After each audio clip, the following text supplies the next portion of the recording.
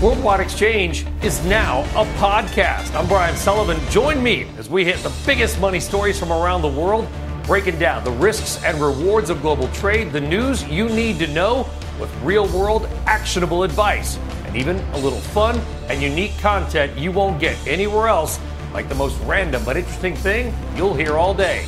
Subscribe to the Worldwide Exchange podcast today. COVID is surging. LA County reinstates indoor mask mandates for everyone. I'm Shepard Smith. This is the news on CNBC. An urgent threat. The Surgeon General ringing the alarm not about Delta, but vaccine misinformation. This has led to avoidable illnesses and death. As we see the effect firsthand. I wish I would have made better choices for her. The assassination plot in Haiti delivers another shocking curveball. Some suspects arrested, once trained by the U.S. military. Plus, meet a man who spoke directly with the alleged mastermind of the attack. Parents, check your bank accounts. Today, millions of American families get direct cash deposits. This can be life-changing for so many families. The impact and the pushback. I developed depression, anxiety. Lives upended, families left for broke. A CNBC investigation of stolen unemployment money during the pandemic. Wildfires force more evacuations in the West. The Tiger King wins a battle in court. And the mysterious illness killing birds in America. Live from CNBC, the facts, the truth, the news with Shepard Smith. Good evening. We have a new timeline for when kids under 12 could get a COVID shot. Early to midwinter. That's new. And according to an FDA official today, who signaled that's when the agency could give emergency use authorization for young kids. The FDA facing pressure as new cases rise, including in Los Angeles County, where health officials just announced they'll once again require everyone to wear masks indoors. Nationwide, average daily infections have more than doubled since hitting a pandemic low less than a month ago. That's from Johns Hopkins. The data shows hospitalizations are rising as well, and now, so too are the lagging indicator, deaths. They've increased by more than 25% in the past 10 days. Health experts attribute that in part to the highly contagious Delta variant and low vaccination rates. Today, the United States Surgeon General, Vivek Murthy, used a health advisory calling out tech companies, healthcare workers, and everyday Americans to do more to fight misinformation about COVID and vaccines. The Surgeon General describes it as an urgent threat to public health. During the COVID-19 pandemic, health misinformation has led people to resist wearing masks in high-risk settings. It's led them to turn down proven treatments and to choose not to get vaccinated. This has led to avoidable illnesses and death. Simply put, health information has cost us lives.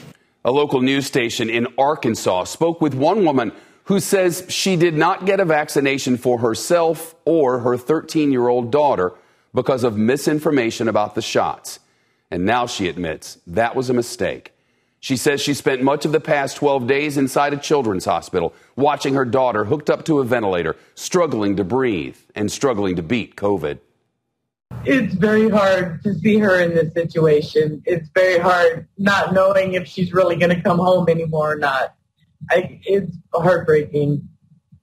I wish I would have made better choices for her. I just had a false sense of security that it was just like the flu, and it wasn't that serious. And obviously, it is that serious.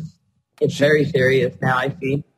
She says the hardest part of watching her daughter suffer is knowing all of it was preventable. And that's why she is urging all Americans to get vaccinated. In a moment, we'll hear from the former FDA Commissioner, Dr. Scott Gottlieb. But first, our senior health and science correspondent, Meg Terrell. Meg, what more do we know about when shots could be available for young kids? Well, Shep, we're learning tonight the FDA would aim to move quickly to full approval of the vaccine for kids. That's according to an official from the agency who acknowledged that the move could alleviate hesitancy for some parents worried about a vaccine cleared only for emergency use. The timing, reported by NBC News tonight, aligns with the timeline given by Pfizer for when it expects to see results from clinical trials of its vaccine in kids and file with the FDA. September for ages 2 to 5 and 5 to 11, and November for those as young as 6 months. Now, Pfizer's been the most advanced in trials for kids, with Moderna following close behind. No word, though, on when full approval might come for adults, a question that's taken on increasing urgency amid the spread of Delta and flagging vaccination rates. Doctors like Scripps' Eric Topol have argued it would pave the way for more employers and schools to feel comfortable mandating the vaccine.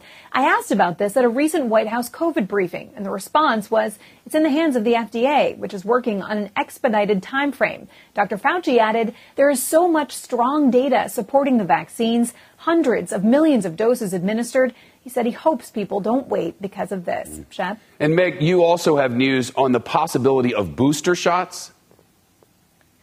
Yeah, so remember that back and forth last week when Pfizer suggested a booster would be needed, and the FDA and the CDC came out just hours later saying no, not at this time. Well, now we're seeing the CDC's Advisory Committee on Vaccines planning to meet to discuss that very topic next week, specifically additional doses for people who are immune compromised. These are folks who make up almost 3% of U.S. adults who've had organ transplants or are in cancer or other immunosuppressive treatments, or who are living with HIV. Studies have shown the vaccines may not work as well for them.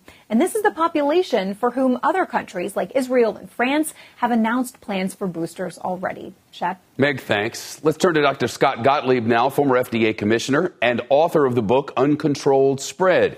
He's also on the boards of Pfizer and Illumina and is a CNBC contributor.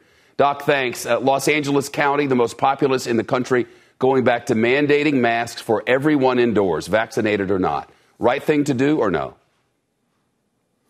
Well, look, I think in places where you have dense spread, it's prudent to take public health precautions. I think the bottom line is most places are unlikely to do that. I think Los Angeles is likely to be the exception here. And most of the spread that we're going to see over the next couple of months is going to be against the backdrop of no public health precautions, or very limited precautions. So I think individuals in these hotspots around the country who are vulnerable are going to have to take measures into their own hands and take precautions if they think that they're at risk, because a lot of the spread is happening in states that have already affirmed that they're not going to go back to mandates. They're not going to go back to mask mandates or any kind of ordinances shutting down businesses where spread might be occurring. So this is likely to spread unabated. And really, the only wall is going to be a wall of immunity that we get through vaccination or through the natural immunity acquired through continued spread. We continue to hear from some people who are hesitant say, look, I want complete approval from the FDA. When they approve this, not special authorization, when they approve it, maybe I'll get the vaccine. Is the FDA making a mistake by moving slowly on that? Well, look, I'm not sure the FDA is moving slowly. My prediction always was that it would take the FDA about 3 months from the time that the applications were submitted to the agency to issue a full approval.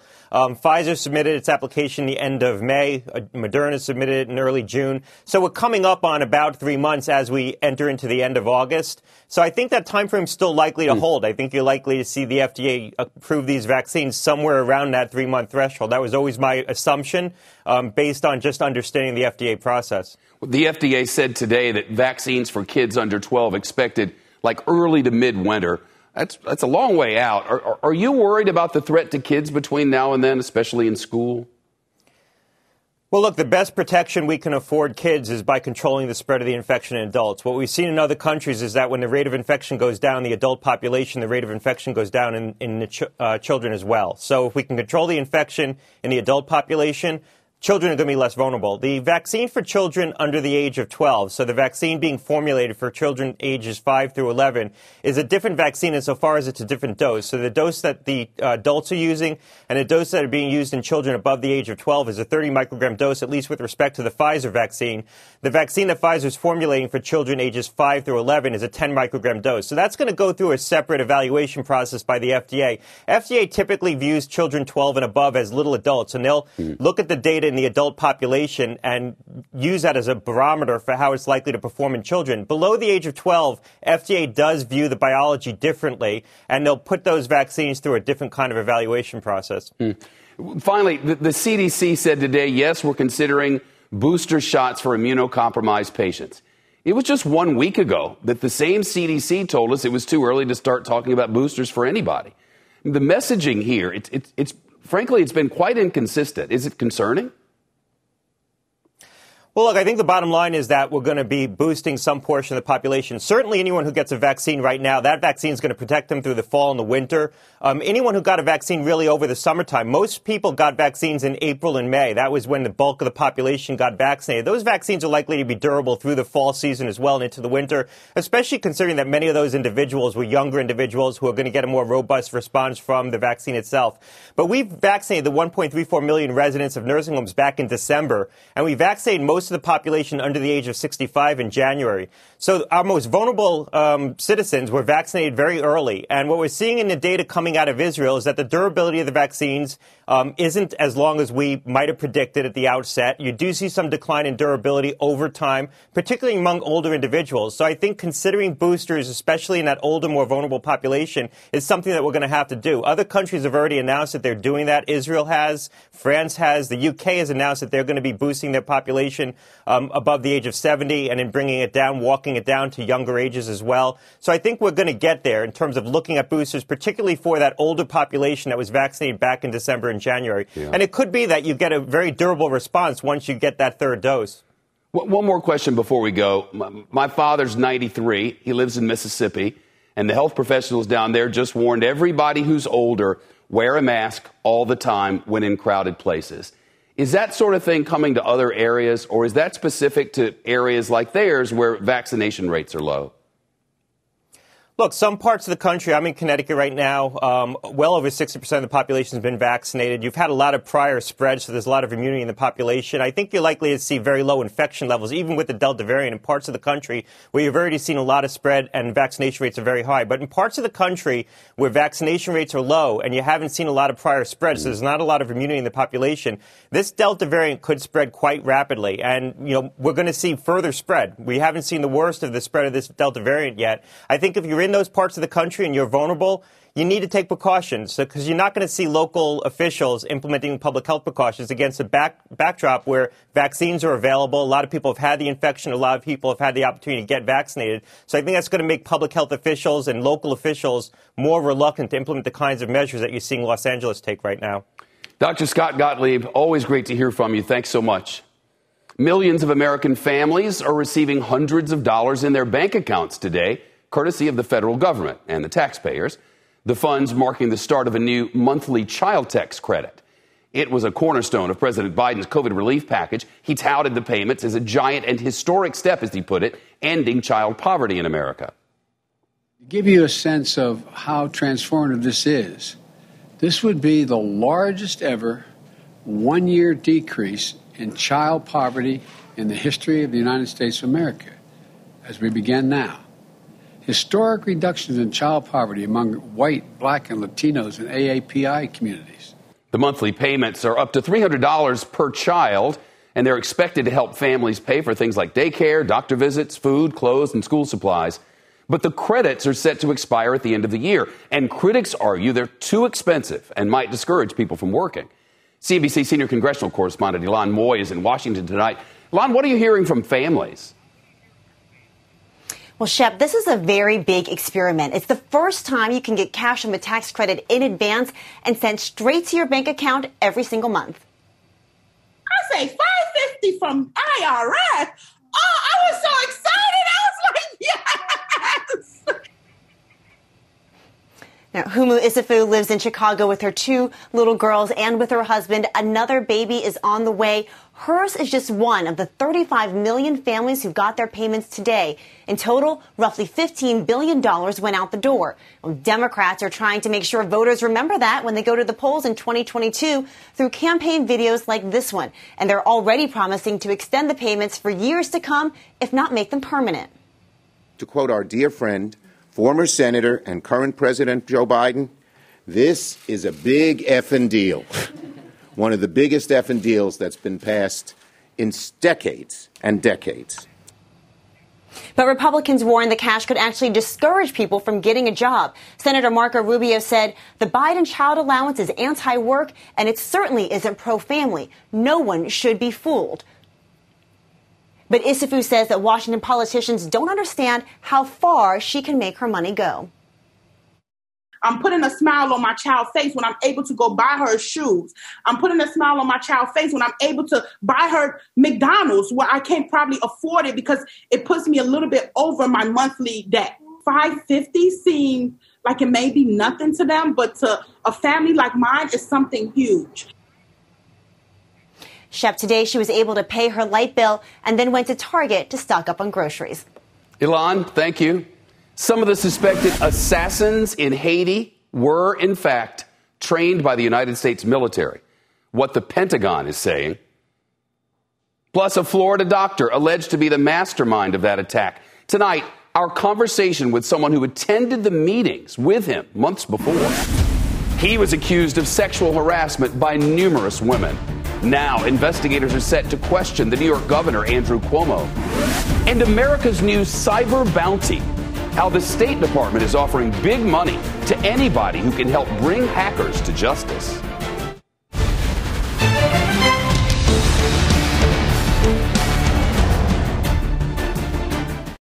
In a very consolidated spirits industry, Bacardi and Pernod Ricard own nearly all of the biggest brands from Grey Goose to Patron, Absolute to Jameson. They're the two titans of the booze business. In an all-new season of Business Wars, Bacardi versus Pernod Ricard looks at how both companies survived war and prohibition, became synonymous with the products they made, and grew into international corporations. You'll also discover how Bacardi and Pernod Ricard started the world's biggest, longest, and still ongoing bar fight. A personal family feud that was sparked by one particular rum brand, Havana Club, a would-be crown jewel for both families. From the moment Fidel Castro's forces seized this family-owned distillery, its owner fled to America with nothing but the secret recipe, and he was ready to sell it to the highest bidder. Listen to the latest episodes of Business Wars, Bacardi vs. Pernod, wherever you find your favorite podcasts. Worldwide Exchange is now a podcast. I'm Brian Sullivan. Join me as we hit the biggest money stories from around the world, breaking down the risks and rewards of global trade, the news you need to know, with real-world, actionable advice, and even a little fun and unique content you won't get anywhere else, like the most random but interesting thing you'll hear all day. Subscribe to the Worldwide Exchange podcast today. Some of the Colombian commandos accused of assassinating the president of Haiti received some training from the United States military. The Pentagon confirming today that a small number of the alleged assassins participated in U.S. military training programs back when they were still active soldiers in the Colombian military. More than a week after that assassination, the burning question remains, why? The answer so far has been convoluted. Haitian police say this man, a Florida-based doctor and pastor named Christian Sanan, was one of the masterminds of the operation.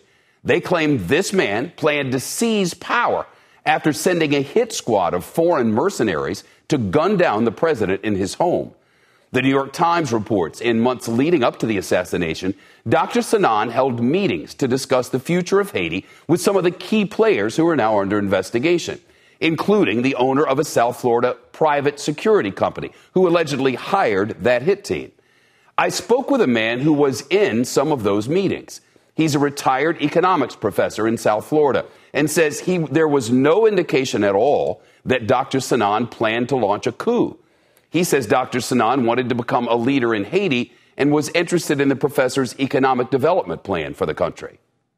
My understanding was that he wanted to become the prime minister of Haiti. What was your impression of him? He's a very amicable person, very courteous, well-spoken. He was a gentleman, as far as I'm concerned. About a decade ago, Dr. Sanan posted videos on YouTube calling for a change in leadership in Haiti. Look.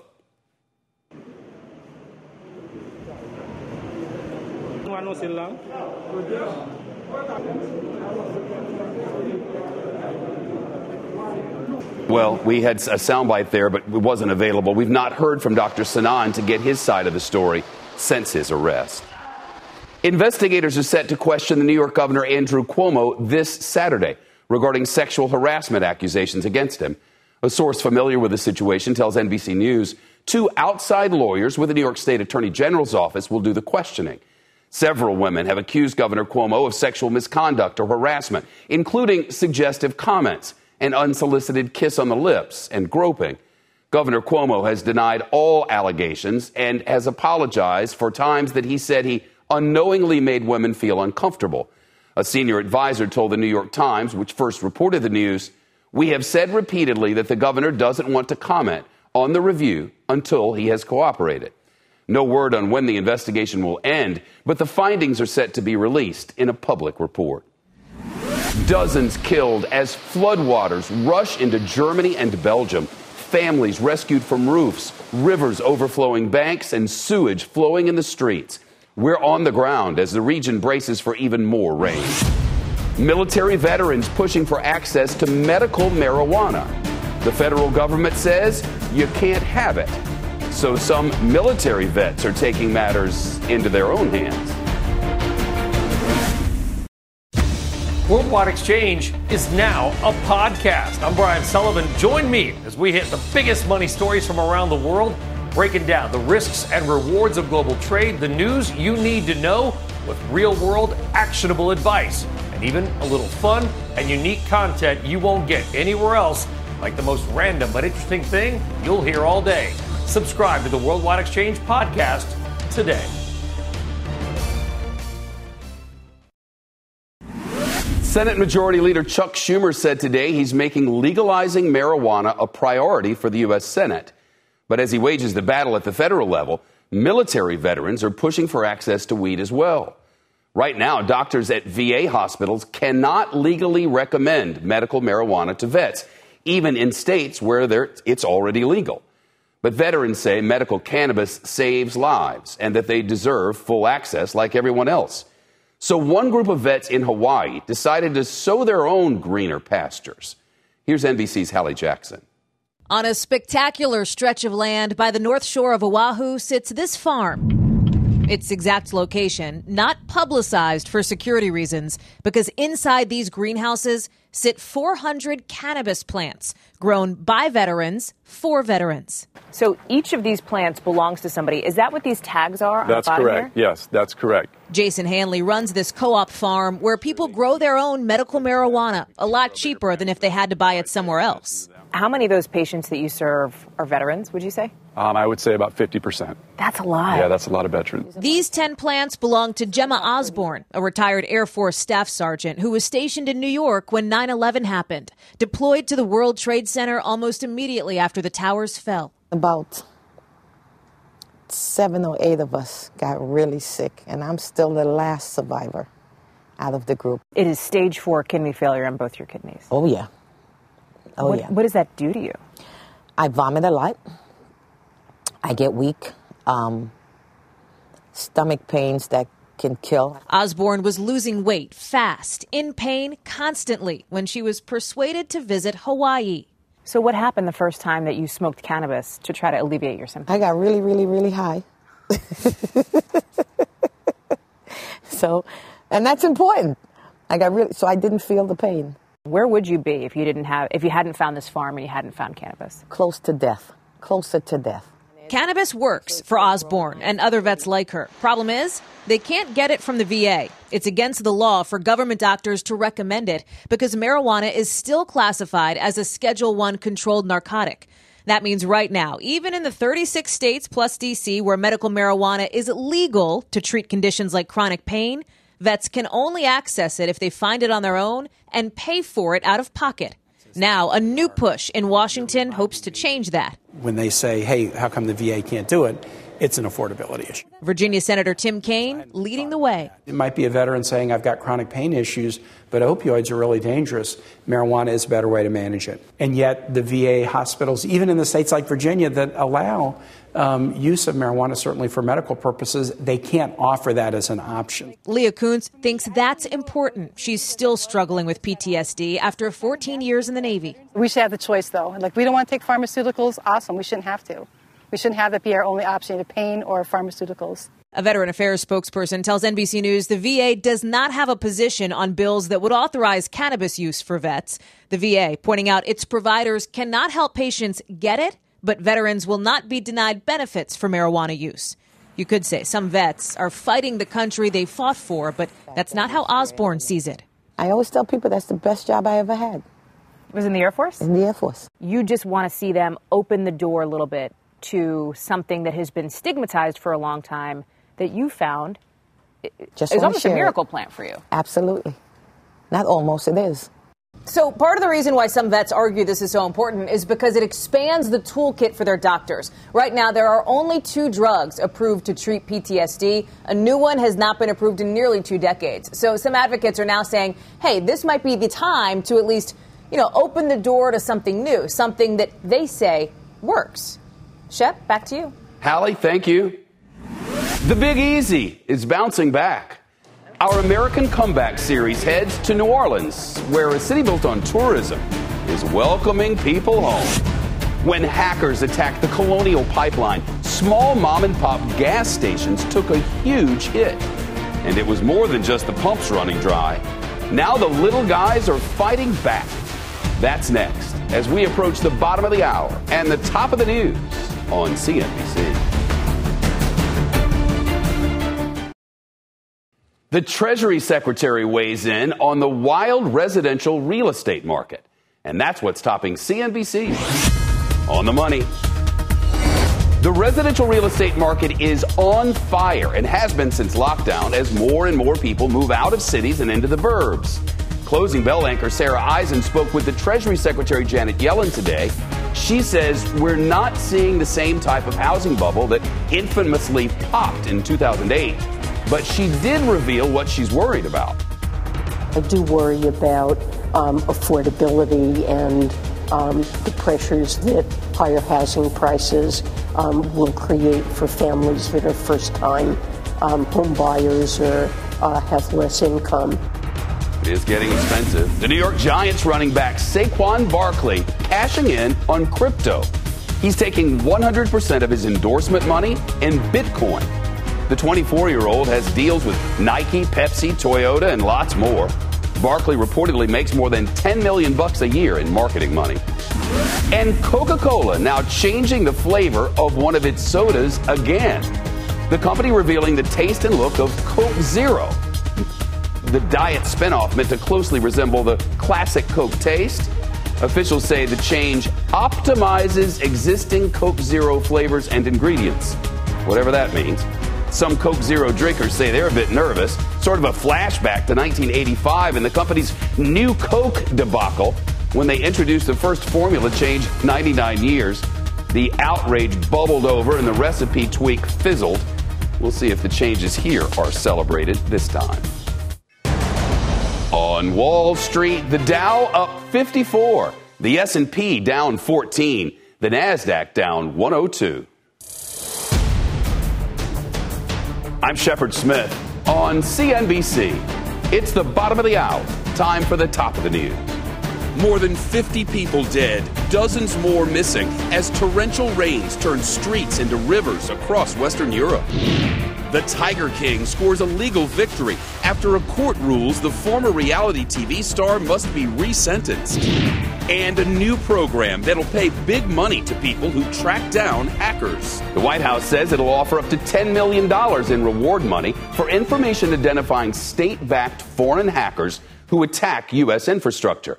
The White House is also launching a new task force aimed at curbing a recent rise in cyber hacks.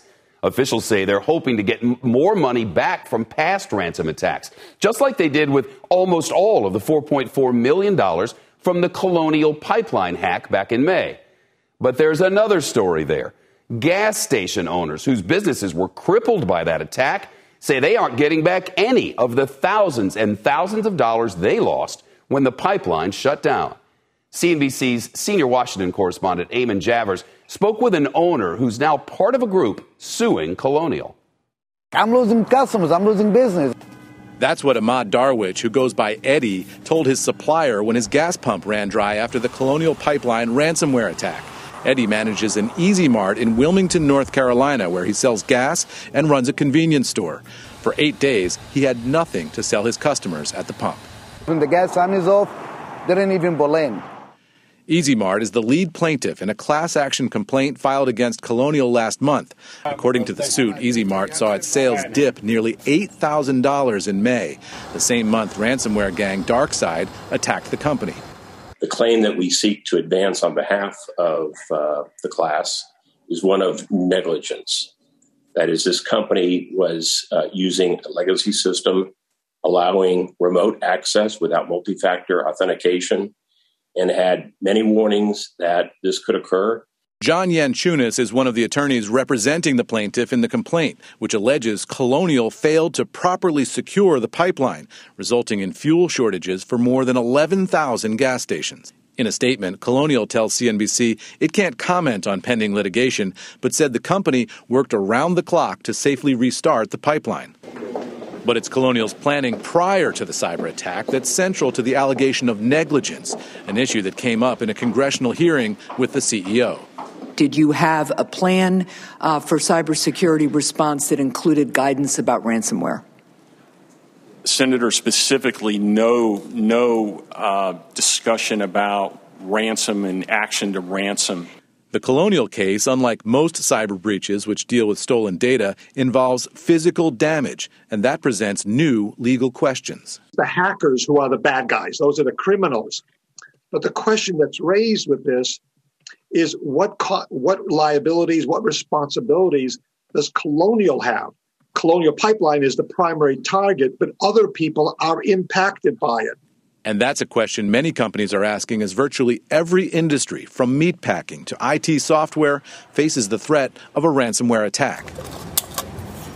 At the Easy Mart, Eddie says it took about a month for his customers to return, but business is now back to normal. Now, Shep, this proposed class action complaint was filed in the Northern District of Georgia on June 21st. Colonial has until August 24th to file a responsive pleading, and a judge will still need to determine if it meets the criteria for a class action. And if the case moves forward as a class, it could be a years-long legal fight. So this is just getting started. It'll cost a lot of money, too. It will. These guys have taken it, had a rough time on this. Yeah, clearly they have. I mean, you shut down. What do you do? Right. Eamon, thanks. You bet. At least 60 people are confirmed dead after a once-in-a-century storm triggered devastating flash floods in Western Europe.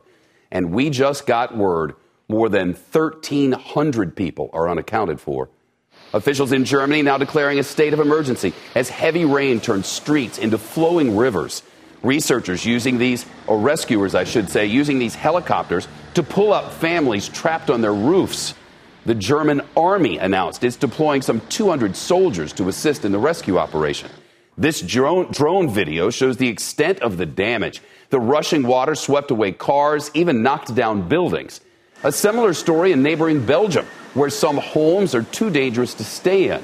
Local officials are now asking residents to get out and move to higher ground. International coverage now from our sister network Sky News and their reporter Michelle Clifford in Scholde, Germany. Nothing could have prepared the residents of the village of Schuld for what happened here. For the torrent of water that engulfed and destroyed their properties. The water has receded now, but has left much of the area in ruins. Andreas Muller had to wait hours to learn his in-laws were safe. Overnight they were upstairs and it was dark because there was no light, no power. And there was also no phone connection, so we tried to reach them all night, and it was very hard to get them. The house they've lived in most of their lives is uninhabitable. Everything on the ground floor destroyed, and every neighbour around them is confronted by the same awful reality. People here had expected flooding, but say they never imagined the sheer force of the water that burst through their village, destroying homes and businesses, and leaving hundreds here without power, gas, electricity, and clean water. But the rain and the floods have impacted way beyond this corner of Germany. Homes in eastern Belgium are also underwater after record levels of rain. Some properties are now too dangerous to stay in. Luckily, I have my sister, but now we've been told that our house could collapse, and so we've had to leave. Letitia Collins shows us how far the water rose inside her property in Enversal. Eventually, her family were forced to leave. Around 4 a.m, the waters started rising from over there. I told my partner and we were able to move the car out and quickly move a few things upstairs.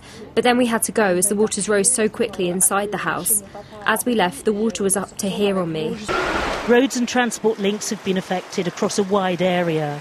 And with already sodden ground, the worry is about more rain to come and what that could mean for many thousands of people.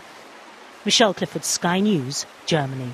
Well, the National Interagency Fire Center has now declared the United States at its highest level of fire activity, the earliest such designation in the fire season in a decade. That means that more than 71 large wildfires burning might exhaust the nation's firefighting resources, because at least 80% of wildland firefighting crews have already been deployed.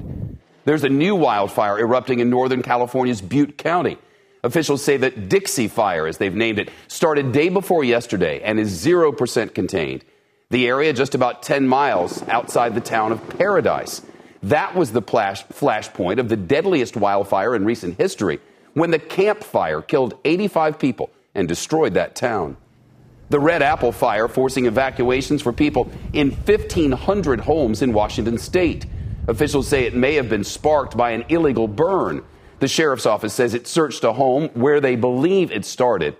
And the Bootleg Fire in Oregon, still the largest in all the country, now about 300 square miles, about the size of the 5 boroughs of New York City. It's listed as just 7% contained, and fire officials say they expect it to keep burning for weeks.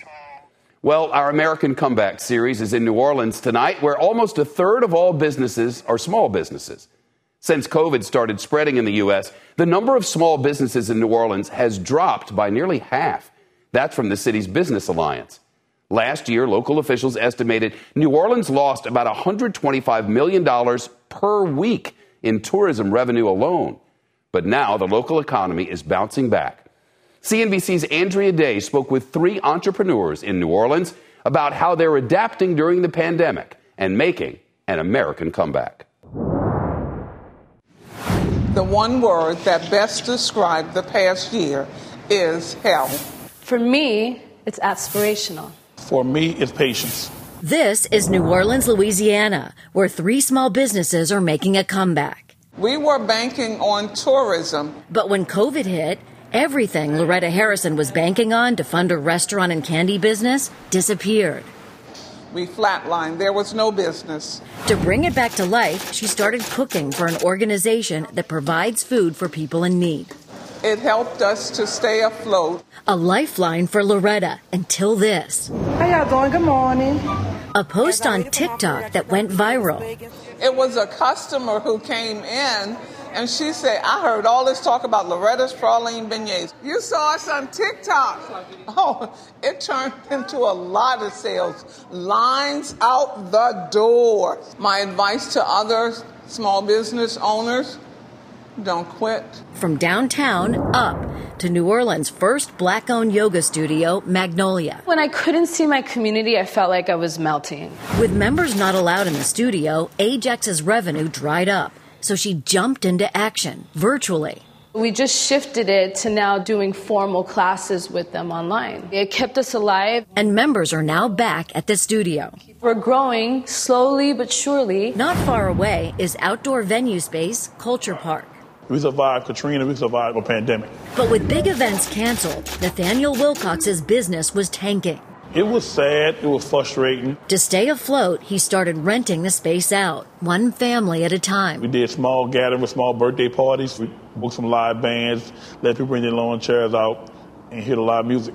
And when the city reopened, business boomed. And out of the chaos, thank you. Major life lessons. You have to think outside the box. Don't take anything for granted. The preparation is very important. The future is so bright. This is an illuminating time. If you're able to create your opportunity here, we'll definitely be able to survive. The future is stronger than ever.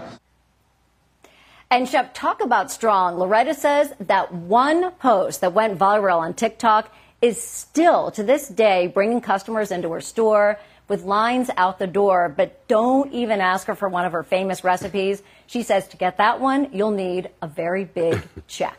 Shep? Just go shopping. Thanks very much, Andrea. Well, EMV chips, those are the tiny little chips in your credit card, and they're causing big problems. Actually, they're not the problem. It's a lack of them, because thousands of people on unemployment got their benefits on debit cards that don't have those chips. And a wave of fraud and theft followed. Our CNBC investigation next.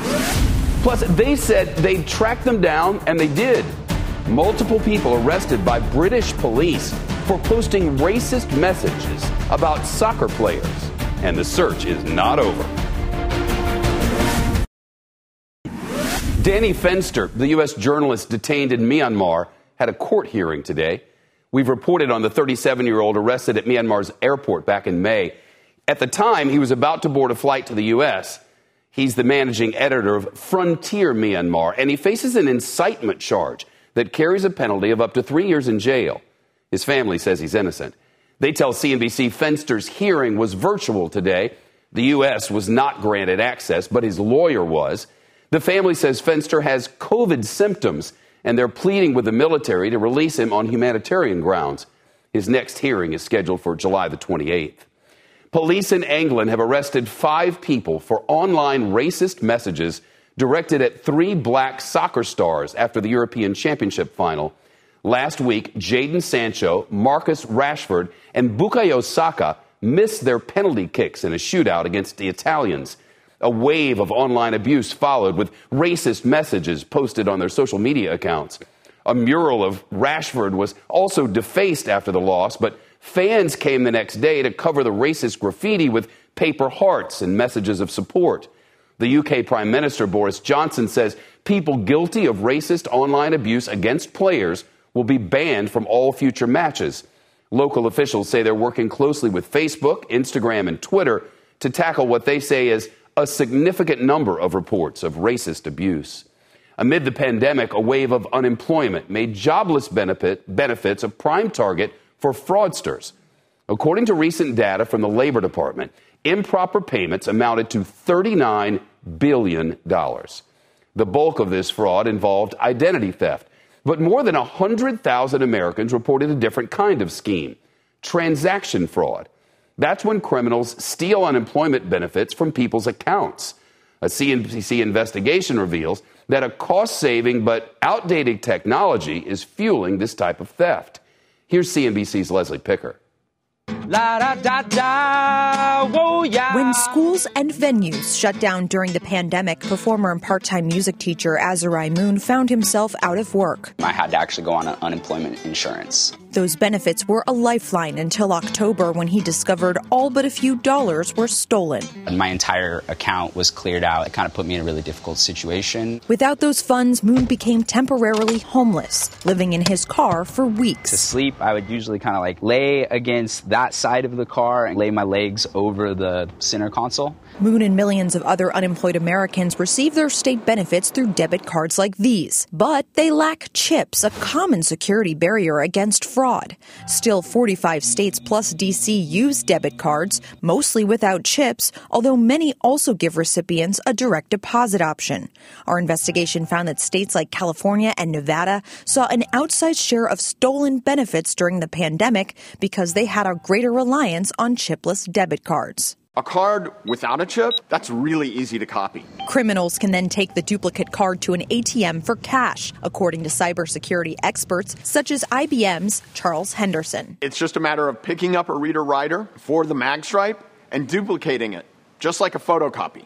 And I would presume that it would be impossible to replicate a card with an actual chip on it. It is extremely expensive and cost prohibitive for criminals to manufacture a card with a chip in it. A big reason why these cards had a lower level of security in the first place comes down to cost. California hired Bank of America years ago to distribute unemployment insurance on its behalf. Their contracts showed that the state only requested cards with magnetic stripes, not chips. California recently extended its contract with B of A, although the bank tells CNBC it would like to exit this business as soon as possible.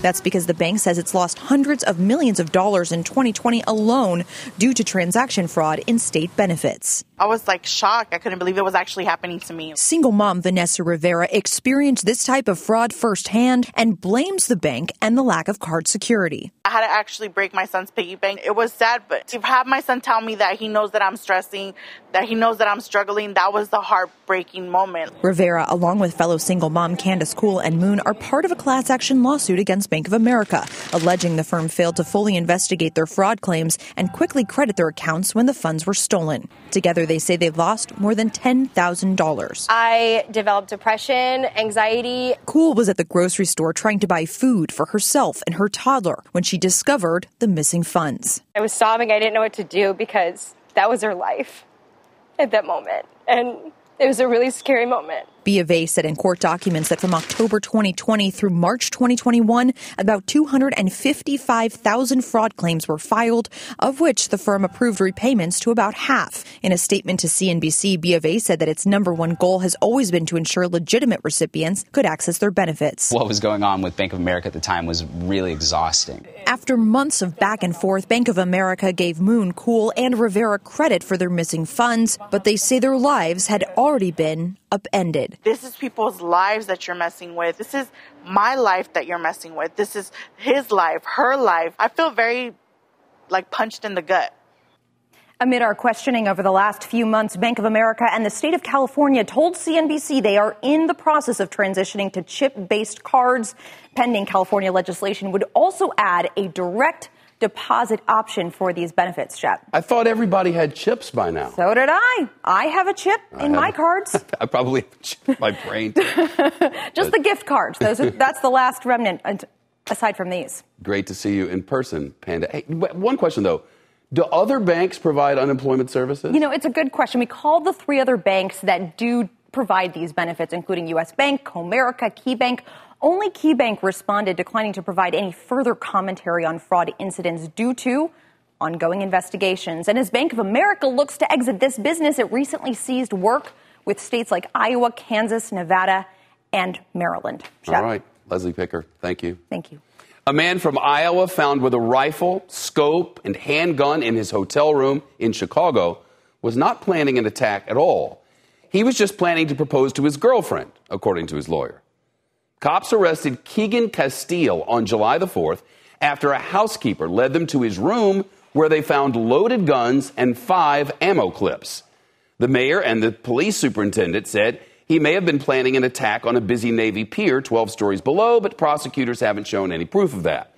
Castile's lawyer says city leaders were trying to distract from the crime wave hitting the city, and the increase in violence was actually the reason Castile felt he needed to carry guns in the first place as he went to propose to his girlfriend. He said that the permit for the guns was from Iowa, but it's not legal to carry them in Chicago. He's now facing 2 felony counts of aggravated unlawful use of a weapon and was released on bond. As Castile left the jail, his girlfriend got out of an SUV and he proposed. A mysterious disease is targeting songbirds in at least 10 states. Hundreds and hundreds of the birds are dying. Hundreds more showing eye injuries or nerve damage. What Fish and Wildlife divisions are telling residents to do immediately. And some call him Tiger King, others Joe Exotic. But will we all be calling him a free man soon? A new ruling about his prison sentence next. Tiger King. He rose to fame in a popular Netflix documentary that we all watched during COVID and fell to earth when he was convicted of murder for hire. Now the Tiger King could be out of prison far sooner than first expected. A federal appeals court ruled just yesterday that Joe Exotic, legal name Joseph Maldonado Passage, may be getting a shorter prison term. Earlier last year, a judge sentenced him to 22 years in a federal lockup. A jury convicted him on 2 counts of murder for hire against his longtime nemesis, Carol Baskin, and multiple counts of animal cruelty.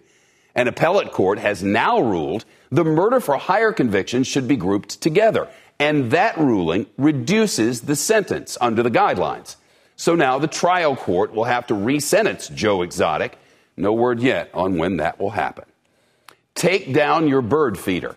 That's the message from the Massachusetts Division of Fisheries and Wildlife as a mysterious, deadly disease ravages the local bird population. Birds like these, grackles, cardinals, and blue jays, all affected. The disease, we're told, causes crusty and swollen eyes, which makes it difficult for the birds to see, and also causes neurological issues like flying erratically. Scientists haven't figured out what's causing this, they tell us, but it appears to be spreading. There are now reports of infected birds in at least 10 states. Officials recommend you take down your bird feeders and your bird bath and report any sick or dying birds to local wildlife authorities. 3 Yankee pitchers have tested positive for COVID and postponed tonight's game against the Red Sox. That's according to Yankees general manager, who said they were all fully vaccinated. He says 3 more players also tested positive by rapid tests. They're now waiting for results from labs. In a statement, the league said the game was postponed to allow for continued testing and contact tracing. This isn't the first time the Yankees have dealt with breakthrough infections. In May, 9 players and coaches tested positive despite the fact that they were fully vaccinated. An 18-year-old now set to be the youngest person to fly in space. Physics student Oliver Damon now slated to ride along with Jeff Bezos, his brother Mark, and aerospace pioneer Wally Funk on Blue Origin's New Shepard rocket set to launch next week. Damien is flying in place of the anonymous $28 million auction winner who can no longer go because of what we're told is a scheduling conflict. No word on what that could be. Blue Origin says the teenager's father bought the seat for him. 65 seconds on a race to the finish. The FDA signaling it could give the green light for kids under the age of 12 to start receiving one of the COVID vaccines by early to midwinter. Right now, only Americans 12 and older can get the shot. Millions of American families received their first monthly child tax credit in their bank accounts today. That's thanks to the COVID relief package. Eligible families are receiving up to $300 per child. And the New York governor, Andrew Cuomo, is set to be questioned by investigators on Saturday in a sexual harassment probe. New York's attorney general is leading the inquiry. The governor has denied any and all wrongdoing. And now, you know the news of this Thursday, July the 15th, 2021. I'm Shepard Smith. Follow us on Instagram and Twitter at The News on CNBC. And you can listen to and follow the news on podcast on Apple, Spotify, and your favorite podcast platform. For now, forget the podcast. Settle in, for in 90 seconds, it's Shark Tank. You've been listening to the CNBC podcast, The News with Shepard Smith. You can always catch us live weekdays at 7 p.m. Eastern, only on CNBC. You got to take a listen to this. It's Squawk Pod. That's right. CNBC's flagship business news show is a podcast, Squawk Pod. This is CNBC Control 2? It is not just the show, folks. It might be even better because it's only audio. Join me, Katie Kramer, as I take you inside the Squawk Box control room and beyond the headlines of our TV broadcast with Joe Kernan, Becky Quick, and Andrew Ross Sorkin every weekday. Roll Alpha. Subscribe to Squawk Pod on Apple Podcasts, Spotify, Stitcher, or wherever you get your podcasts.